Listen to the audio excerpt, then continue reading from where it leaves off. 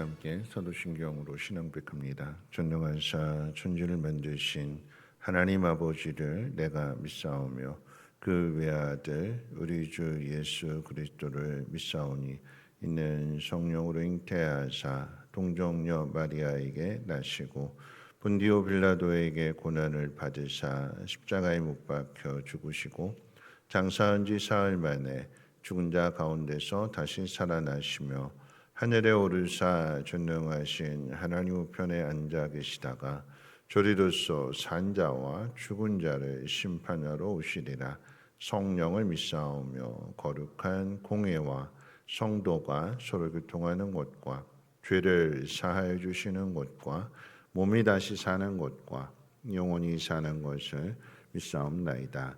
아멘. 좋으신 하나님 감사합니다. 오늘 새벽에도 깨어있는 자로 하나님 전으로 발걸음 인도해 주셨사오니 하나님의 말씀을 통하여 우리가 어떻게 살아가야 될 것인가를 깨닫게 하시고 그 뜻대로 행할 수 있는 믿음의 담대함을 허락해 주옵소서. 하나님의 영광을 보게 하시고 또한 우리들을 통하여서 많은 사람들이 하나님을 알게 되는 복음의 빛이 비추어지게 하옵소서. 감사드리며 예수님의 이름으로 기도합니다. 아멘. 하나님 말씀 봅니다. 하나님 말씀 고린도전서 15장 12절 말씀부터 19절까지 한 절씩 교독으로 읽겠습니다. 고린도전서 15장 12절로 19절까지의 말씀 한 절씩 교독으로 읽겠습니다. 그리스도께서 죽은 자 가운데서 다시 살아나셨다 전파되었거늘 너희 중에서 어떤 사람들은 어찌하여 죽은 자 가운데서 부활이 없다 하느냐? 만일 죽은 자의 부활이 없으면 그리스도도 다시 살아나지 못하셨으리라. 그리스도께서 만일 다시 살아나지 못하셨으면 우리가 전파하는 것도 헛것이요 또 너희 믿음도 헛것이며 또 우리가 하나님의 거짓 증인으로 발견되리니 우리가 하나님이 그리스도를 다시 살리셨다고 증언하였습니다. 만일 죽은 자가 다시 살아나는 일이 없으면 하나님이 그리스도를 다시 살리지 아니하셨으리라. 만일 죽은 자가 다시 살아나는 일이 없으면 그리스도도 다시 살아나신 일이 없었을 터이요 그리스도께서 다시 살아나신 일이 없으면 너희의 믿음도 헛되고 너희가 여전히 죄 가운데 있을 것이요 또한 그리스도 안에서 잠자는 자도 망하였으리니 만일 그리스도 안에서 우리가 바라는 것이 다만 이 세상의 삶뿐이면 모든 사람 가운데 우리가 더욱 불쌍한 자이리라. 아멘. 고린도전서 15장은 부활장이라고 그랬잖아요. 그러니까 부활에 대해서 이야기하는 것은 고린도 교회 성도들 가운데 있어서 부활을 믿지 못하는 사람들이 있었기 때문에 이 편지를 쓰게 되는 거죠. 오늘 이제 부활에 대해서 한번 이제 구체적으로 한번 생각해 볼 텐데, 여러분 세상의 수많은 종교들은 저마다 그 종교의 창시자들, 다시 말하면 이 땅 가운데 뭐 위대한 삶을 살았다라고 하는 그 성인들의 무덤을 자랑합니다. 무덤을. 불교의 창시자인 석가모니가 죽었을 때에 그의 제자들이 그 스승의 시신을 불로 다 태운 다음에 이제 재로 만들었는데 이제 그걸 유골이라고도 하지만 또 그 불교에서는 살이라고 하는 말을 하잖아요. 그걸 이제 8조각으로 나눴습니다. 그리고서 이것을 인도 전역 8군데에다가 무덤을 만들어 놨으니까 석가모니 무덤은 8개입니다. 8개로 나눴기 때문에. 그런데 그렇게 해서 자신들의 그 위대한 스승의 죽음을 기념하고 또 기억하고 또 숭배하는 겁니다. 그러니까 이제 그게 하나의 성지 순례가 되는 거예요. 그러니까 위대한 성인들의 그 무덤에 찾아가서 숭배하는 게 뭐 그들에게는 성지 순례가 되는 거죠. 그러니까 우리는 이제 성지 순례 한다 그러면 열심히 발자취를 따라가게 되는 게 성지 순례인데 그 중에 그게 이제 가장 중요한 성지 순례 가운데 하나가 뭐냐면 그 무덤을 찾아가서 숭배하는 겁니다. 그 무덤 안에는 뼈가 남아 있을 것이고 또 그 무덤 바깥에는 화려한 비석이 세워져 있습니다. 뭘 증거하냐면 죽었다라고 하는 것을 역사적으로 사실이고 역사적인 인물이다라고 하는 것을 증거하지만 결국은 뭐냐면 아이러니하게도 죽었다라고 하는 것을 가르쳐 주는 거죠. 가짜가 아니라 거짓말로 지어낸 사람이 아니라 진짜 이 땅을 살아간 사람이다. 근데 어떻게 해요? 죽었다는 거예요. 그 끝은 죽음이다라고 하는 것을 보여줍니다. 근데 기독교는 다르지요. 예수 그리스도의 무덤은 비어 있습니다. 기독교는 무덤을 숭배하는 종교가 아니라 죽음을 깨뜨리시고 살아나신 살아계신 예수님을 숭배하는, 경배하는, 그리고 예배하는 종교입니다. 오늘 본문에서 바울은 고린도 교회 성도들 가운데 부활을 믿지 못하는 사람들을 향해서 이제 강력하게 외치는 거잖아요. 만일 죽은 자의 부활이 없다면 어떻게 되겠느냐? 건물로 비유한다면 건물이 세워졌는데 그 건물에 기초석이 없다면 그 건물은 허물어지는 거죠. 밑에가 하나 무너지기 시작하면 나머지 그렇게 다 차례차례 다 무너지게 되는 거예요. 그 도미노라고 하는 게 이제 도미노. 도미노는 뭐 하나하나 다 세워놨는데 하나 툭 떨어지게 되면 그게 하나 떨어짐으로 해서 나머지 뒤에 것도 다 쓰러지게 다 결국은 다 쓰러지게 되는 거. 기독교 신앙 가운데 부활을 믿지 못하면 이런 부활이라고 하는 것은 뭐 여러 가지 믿음 안에서 여러 가지 선택 가운데 믿어야 되느냐 말아야 되느냐 그걸 선택하는 것 중에 하나가 아니라 절대적인 진리요, 절대적인 존재입니다. 부활을 믿지 못하면 우리 신앙 모든 게 다 무너지게 되는 거예요. 그래서 가장 먼저 생각하는 건 뭐냐면 도미노 가운데 하나 무너지면 다 무너지는 거죠. 그 가운데 제일 중요한 게 뭐냐? 죽은 자, 오늘 말씀 가운데 죽은 자의 부활이 없으면 그리스도도 다시 살아나지 못했다.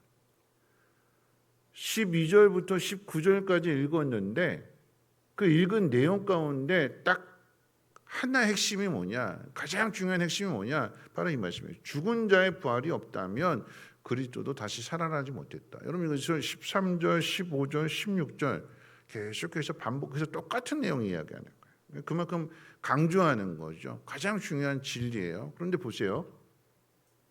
그리스도가 살아나심으로 인해서 죽은 자들도 다시 살아난다 이렇게 이야기하지 않고 죽은 자의 부활이 없다면 그리스도의 부활도 없다 이렇게 이야기했어요. 평범하게 그냥 훑고 지나가는 이야기처럼 우리 성경을 읽는데 여러분 이거 잘 보셔야 되는 거예요. 그리스도께서 살아나셨기 때문에 죽은 자의 부활이 있다. 바울이 이런 순서로 이야기하지 않고 이거 뒤집어서 뭐가 먼저냐면 죽은 자의 부활이 있기 때문에 그리스도도 살아나신 거다. 잘 보세요. 죽은 자의 부활이 없다면 그리스도도 살아나지 못했을 거다. 이런 얘기가 되는 거예요. 뭐가 전제가 되느냐? 뭐가 더 중요한 거냐? 죽은 자의 부활이 반드시 있다. 그렇기 때문에 그거의 증거로서 주님이 이 땅에 오셔서 다시 살아나신 거다라고 하는 논리가 되는 거예요. 여러분 이 말씀을 해석하는 게 왜 중요하냐면 여기서 말하는 죽은 자의 부활이 먼저 전제가 되는 거잖아요. 그러니까 죽은이라고 하는 것은 단지 우리의 육체적인 죽음을 이야기하지 않습니다. 여기서 사용된 헬라어는 영적으로 죽었다라고 하는 것을 이야기하는 거예요. 영적으로 죽은 자가 다시 살아나는 일이 없다면 그리스도도 다시 살아나지 못했을 거다. 다시 말하면 잘 들으세요. 영적으로 죽은 사람이 살아나는 것이 있기 때문에 예수님께서 이 땅에 오셔서 그래서 살아나신 거다 이런 논리가 되는 거예요. 왜 이것이 중요하냐면 사람은 아담의 범죄로 인해서 다 죽잖아요. 아담의 죄로 인해서 죽습니다. 왜 죽어요? 이 땅에 죽음이 찾아오게 된 이유가 뭐죠? 왜 죽을까요? 뭐 때문에 죽죠? 죄 때문에 죽는 거예요. 죄 때문에. 죄로 인해서 그러니까 하나님 말씀을 거역하게 되면 그게 죄가 되는데 하나님에게서 멀어지고 하나님을 떠나게 되는 게 죄가 되는 건데 그 죄의 삭은 죽음이잖아요. 사망이잖아요. 누가 만들었어요? 사람이 그렇게 만든 거잖아요. 근데 하나님은 인간이 죄를 범한 그 자리에 구원을 약속하셨어요. 구원을. 여인의 후손을 통해서 구원해 주신다. 살아난다라고 하는 거죠. 그렇죠?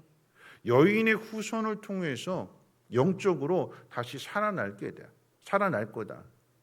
우리가 믿는 것은 이 약속을 믿는 거예요. 죽은 자의 부활이 없다면 영적으로 다시 살아나는 일이 없다면 예수님이 이 땅에 오실 이유도 없는 거고 예수님이 이 땅에 다시 살아나실 이유도 없는 거다. 하나님은 죄로 인해서 죽은 우리들을 위해서 다시 살아나게 하신대. 그래서 예수님 보내주신 거잖아요. 여러분 잘 생각해 보죠. 왜 죽어요? 무엇 때문에 죽을까요? 죄 때문에 죽어요. 죄 때문에. 그래서 예수님이 이 땅에 오셨을 때 사람들이 죄의 누명을 뒤집어 씌우고 십자가에 못 박아 죽였어요. 죄인이다. 이 예수는 죄인이다. 그래서 십자가에 못 박아 죽였어요. 죄인이라고 해서 죽였습니다. 죄를 지어서 죽였다고 그랬어요. 그런데 예수님이 다시 살아나셨어요. 그래서 뭘 증거하는 걸까요? 반대로 죄가 없다는 걸 증명하는 거죠. 사람은 죄로 인해서 죽습니다. 죄 때문에 죽는 거예요. 여러분 보세요. 예수님이 이 땅에서 십자가에 못 박혀 죽으신 것이 예수님이 죄 때문에 죽은 거냐 아니면 우리의 죄를 위해서 죽은 거냐 하는 그 사실을 십자가를 통해서 보여주시는 거예요. 그럼 어떻게 확인할 수 있느냐? 예수님 죄가 없으신데 죽으신 거잖아요. 그럼 누구 때문에 죽은 거예요? 죄가 없으신데 다시 살아나심으로써 죄가 없다고 하는 사실이 증명되어진 거잖아요. 그럼 누구 때문에 죽으신 거예요? 우리 때문에 죽은 거잖아요. 우리 때문에 죽으신 거예요. 다시 살아나셨어요. 그래서 죽은 자의 부활이 있다라고 하는 것, 영적으로 죽은 자를 하나님이 다시 살리신다라고 하는 것을 예수님이 이 땅에 오셔서 우리에게 보여주신 것이고 나타내신 것이래요. 죽음으로 끝나는 것이 아니라. 그래서 그 다음 도미노처럼 이야기하는 것이 뭐냐면 바울이 하는 얘기예요. 예수님이 살아나지 못하셨다면, 예수님의 부활이 없다면 우리가 믿고 전하는 이 복음은 가짜다라고 하는 얘기예요. 죽음으로 끝이 난다라고 하면 무덤으로서 죽음을 증거하는 것, 석가모니처럼 죽었다. 그걸로만 끝난다라고 하면 그럼 영적으로 살아난다라고 하는 부활이 있다라고 하는 것을 전혀 가르쳐주지 못하는 거죠. 복음의 핵심은 무엇이냐? 죽은 우리가, 죄로 인해서 죽을 수밖에 없는 우리가 예수님을 통해서 다시 살아난다. 영원한 생명을 가지고 하나님 나라에 들어간다라고 하는 것을 가르쳐주는 거죠. 그러니까 이 사실을 믿지 못하게 되면 어떻게 되느냐? 복음이 가짜라면, 부활이 없다라고 하면 성도들의 삶은 결국은 거짓 증인이 되는 거고 사기꾼 되는 거죠. 그래서 오늘 말씀 가운데 이 땅에서만을 위해서 살아간다면 그것처럼 불쌍한 것이 없다. 왜 불쌍할까요? 우리는 이 새벽에 나오는 이유가 뭐예요? 주일날 남들은 다 여행 가고 골프 치러 가고 취미생활하고 잠자고 하는데 주일날 교회 와서 힘들게 봉사하잖아요. 부활이 없다면 이 땅에 살아가는 것으로만 끝난다라고 하면 이 땅 편하게 살아야 되는 거고 즐겁게 살아가야 되는 거고 고생하지 말아야 되는 거고 고생 다 피해야 되는 거고 자기만을 위해서 살아야 되는 거고 그런 거잖아요. 이 땅에서의 삶으로만 끝난다라고 하면. 근데 복음은 이 땅의 삶으로 끝나는 것이 아니라 영원한 하나님의 나라가 있다. 그걸 우리 삶으로 보여줘야 되는 거죠. 그게 그리스도인의 사명입니다. 오늘 이 새벽에 나오는 이유가 무엇이냐? 하나님 사랑하는 마음으로도 나오지만 삶의 고난 가운데 힘들고 어려운 문제 가운데 있어서 이 고난이 고난으로 끝나는 것이 아니라 죽음 다음에 부활이 오는 것처럼 이 고난을 통해서 하나님의 영광이 나타나게 될 거고 하나님의 능력이 나타나게 될 거고 이 슬픔이, 이 통곡이, 이 애통이 나중에 기쁨이 되고 즐거움이 되고 행복이 된다라고 하는 것을, 고난이 유익이 된다라고 하는 것을 어떻게 해요? 증거하기 위해서 하나님 앞에 기도하러 온 거잖아요. 부활이 없다면 죽음으로서만 이 땅의 모든 것을 그냥 다 끝나는 것이라고 하면 굳이 이렇게 힘들게 예수 믿을 필요가 없는 거죠. 우리가 하나님 앞에 나온 이유는 뭐냐면 불쌍한 사람이 되지 않으려고. 어떤 사람이 불쌍한 사람이에요? 교회 다니는데 부활을 믿지 못하는 사람이 제일 불쌍한 사람이에요. 교회 다니는데 하나님이 살아계신 그 능력을 체험하지 못하는 사람이 가장 불쌍한 사람이에요. 그래서 오늘 이제 두 번째 대지가 뭐냐면 불쌍한 사람 되지 말고 부활의 측면을 우뚝 서야 된다라고 하는 이야기예요. 어떻게 하면 부활의 증인으로 살아갈 수 있느냐? 여러분 빌립보서 3장 10절에서 11절 말씀 가운데 보면 바울이 이런 이야기를 해요. 화면 보여주시고 한번 말씀 같이 한번 읽어볼까요? 함께 읽겠습니다. 시작. 내가 그리스도의 그 부활의 권능과 그 고난의 참여함을 알고자 하여 그의 죽으심을 본받아 어떻게 해서든지 죽은 자 가운데에서 부활에 이르려 하노니. 여러분 이 말씀 가운데 마지막 부분 보시면 어떻게 해서든지 죽은 자 가운데에서 부활에 이르려 한다. 그럼 부활에 이른 거예요? 아직 못 이른 거예요? 이르려 한다 그랬으니까 부활에 이르렀어요? 아직 못 이뤘어요? 아직 못 이룬 거죠. 무슨 의미입니까? 구원과 같은 의미예요. 구원의 시제가 뭐냐? 구원의 시제가 뭐냐면 과거, 현재, 미래거든요. 여러분 구원은 우리가 이미 받은 거고 지금 받고 있는 거고 앞으로 받을 거예요. 이해가 되세요? 생명의 상 공부하신 분은 이해가 돼요. 설명해 드렸으니까. 뭐냐면 구원은 받았다라고 하는 것은 뭐냐면 예수 믿는 순간에 우리는 어떻게 해요? 구원 받은 거죠. 그건 과거예요. 과거. 받았어요. 이미 받았어요. 근데 구원에 이르려고 한다라고 하는 건 뭘까요? 내가 구원받은 자라고 하는 것은 나보다 내 삶 속에서 경험하는 거예요. 하나님의 자녀이기 때문에 어떻게 경험할까요? 하나님의 자녀니까 우리의 연약함과 부족함 가운데 하나님 앞에 기도하면 하나님 응답해 주시는 거잖아요. 하나님의 자녀니까 이렇게 하나님 응답해 주시는구나. 아바 아버지라 부를 때에 외면하지 아니하시고 이렇게 도와주시는구나 라고 하는 것을 통해서 내가 구원받은 사람이라는 것을 날마다 경험하면서 살아가는 거예요. 근데 미래는 뭘까요? 미래 구원은 뭐죠? 언제 구원을 확실하게 할까요? 내가 죽어야 아는 거잖아요. 죽어야. 내가 눈을 감아야 하나님 나라 들어감으로 인해서 내가 하나님 나라에 확실하게 들어가는구나 라고 확실하게 깨닫게 되는. 그래서 미래가 되는 거예요. 부활도 마찬가지. 부활은요. 예수를 믿는 그 순간에 이미 하나님의 자녀가 되었고 영원한 생명이 우리에게 있으니까 죽었던 내가 다시 살아 거듭난 게 구원이잖아요. 똑같이 부활도 똑같은 거예요. 과거에 받은 거예요. 약속을 받은 거예요. 현재 무엇이냐? 그러면 내가 어려운 일을 당하고 내가 죽은 것 같아요. 아무런 소망이 없어요. 근데 그 문제가 해결돼요. 죽었다. 다 끝났다. 근데 그게 살아나요. 그 문제가 해결이 돼요. 그걸 살아가면서 경험하는 거예요. 그게 부활의 현재. 그럼 부활의 미래는 뭘까요? 똑같은 거죠. 언제 내가 부활을 확실하게 할까요? 내가 죽어야, 눈 감아야, 무덤에 묻혀야 내 영혼이 하나님 나라에 들어가는 걸 확실하게 알잖아요. 그럼 죽음은 지금이에요? 다음이에요? 다음이에요. 그러니까 그 미래가 되는 거예요. 부활에 이르려고 한다. 부활에 이르려고 한다. 근데 뭐라고 했냐면 부활에 이르기 위해서 예수 그리스도를 본받아서 내가 죽음에 던져지기를 소망한다. 왜요?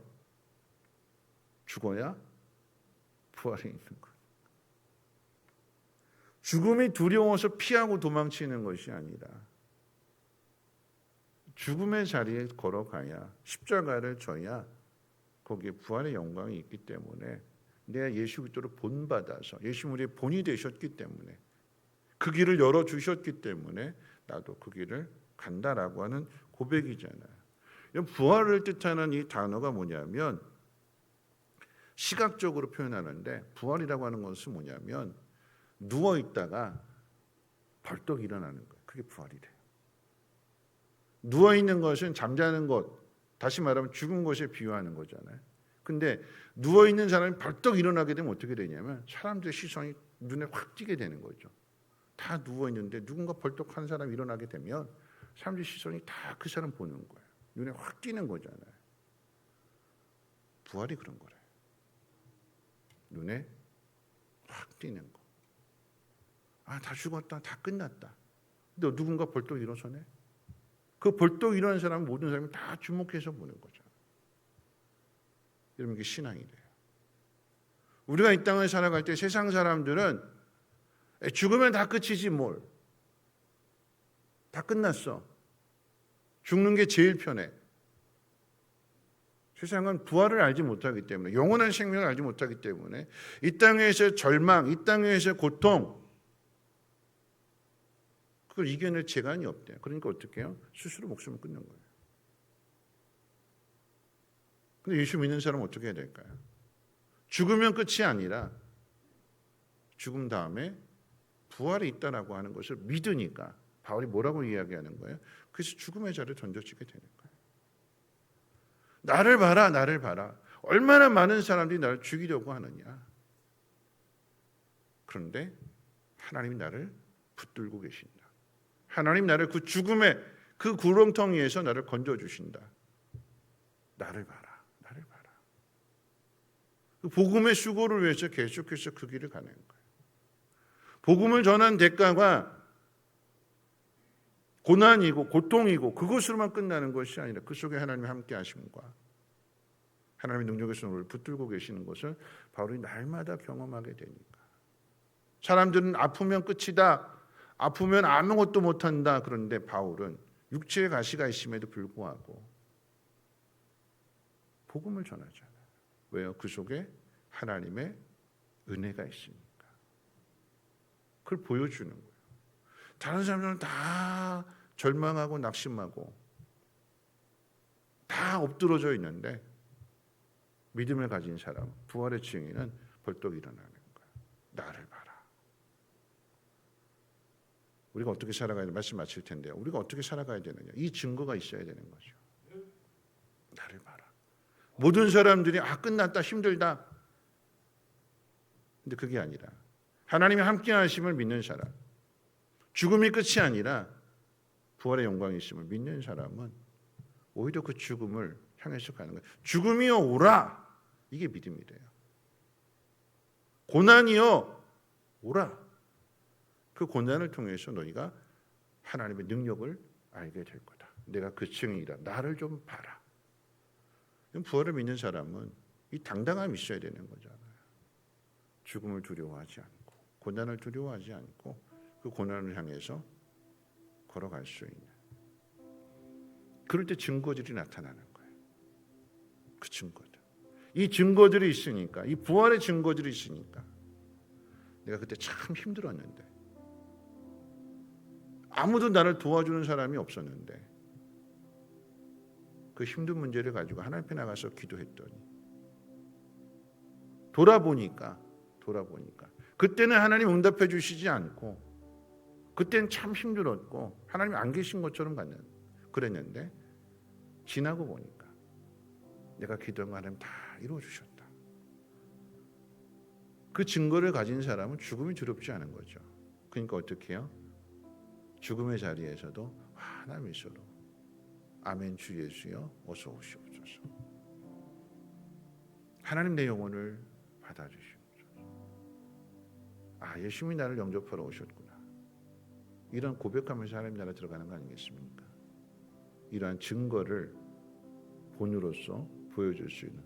앞서 바울이 빌립보서 3장 10절과 11절 말씀 가운데 내가 그의 죽으심을 본바다. 이렇게 고백하면서 죽음의 자리를 향해서 피하지 않고 도망치지 않고 그 길을 걸어갔던 것처럼. 그랬더니 어떻게 될까요?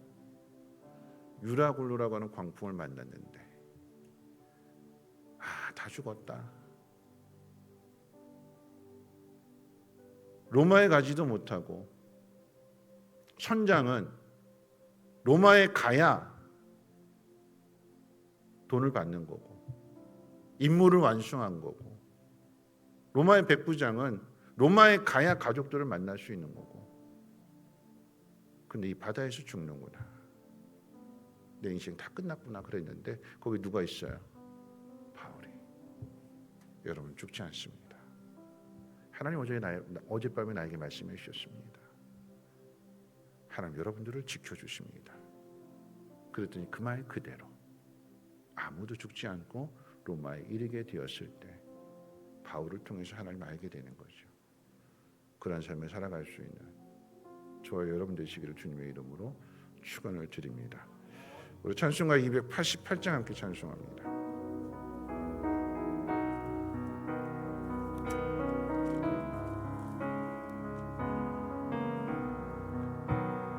예수를 나의 구주 삼고 성령과 피로써 거듭나니 이 세상에서 내 영혼이 하늘의 영광 누리도다.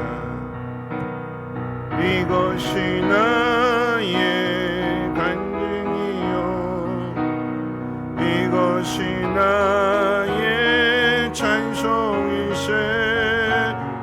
나 사는 동안 끊임없이 그 주를 찬송하리로다. 온전히 주께 맡긴 내 영 사랑의 음성을 듣는 중에 전사들 왕래하는 것과 하늘의 영광 보리로다. 이것이 나의 간증이요 이것이 나의 찬송이세. 나 사는 동안 끊임없이 그 주를 찬송하리로다. 주 안에 기쁜 누림으로 마음의 풍랑이 잔잔하니 세상과 나니 간 곳 없고 불속한 주만 보이도다. 이것이 나의 간증이요 이것이 나의 찬송이세. 나 사는 동안 끊임없이 그 주를 찬송하리로다. 아멘. 오늘 말씀 가지고 함께 기도했으면 좋겠는데요. 오늘 새벽 말씀을 전하는데 오늘 제 눈에 딱 띄는 한 부부가 있습니다. 신원준 집사님하고 윤정정 원사님 아프셨어요. 항암 치료 받으시면서 식사를 전혀 못 하셨어요. 음식을 목에 넘기지를 못하셨어요. 그 고통은 이루 말할 수 없는 거죠. 옆에서 간호하는 아내도 힘듭니다. 답답한 거잖아요. 속상한 거고. 그럴 때에 미역국도 사다 드려보고 뭐 건강음료도 사다 드려보고 그때 그 고통은 이 고통이 언제 끝나나. 일상의 삶이 너무나 편안한 거였는데 그 소중함을 알지 못했는데 음식 먹는 게 이렇게 당연한 게 아니구나. 지금은 그 시기를 넘어가서 이제 식사를 하실 수도 있고 기운을 차리시니까 이렇게 새벽에 나오시잖아요. 제가 참 감사해요. 우리에게 이 고통이 없었으면 좋겠는데 아니요, 그 고통 때문에 하나님을 더 신뢰하게 되는 거고 하나님 찾게 되는 거고 그 고통 때문에 주변의 사람들이 함께 기도해 주는 거고 도와주는 거고 마음을 나누어 주는 거고 혼자 가는 길이 아니구나. 천국은 함께 가는 거구나 하는 것들을 깨닫게 되는 거죠. 하나님 우리에게 고난을 주시는 이유는 뭐냐면 너 고생해봐라 그게 아니라 네가 그 고난을 통해서 하나님의 사랑을 하나님의 능력을 세상에 보여줬으면 좋겠다. 내가 함께 할게. 내가 도와줄게. 오늘 이 새벽에 나온 이유 다 다르잖아요. 그렇죠? 근데 그 속에서 하나님을 만났으면 좋겠습니다. 하나님. 예수님이 이 땅에 오신 것은 죽은 자의 부활이 없으면 그리스도의 부활도 없다. 죽은 자의 부활. 영적으로 살아나는 그 일들, 그것을 위해서 예수님이 이 땅에 오셨다, 본으로 보이셨다. 오늘 이 새벽에 기도하실 때 하나님, 내게 있는 이 고난, 이 어려움, 그 속에서 하나님의 살아계심을, 내가 하나님의 자녀인 것을 하나님 나타나게 하옵소서.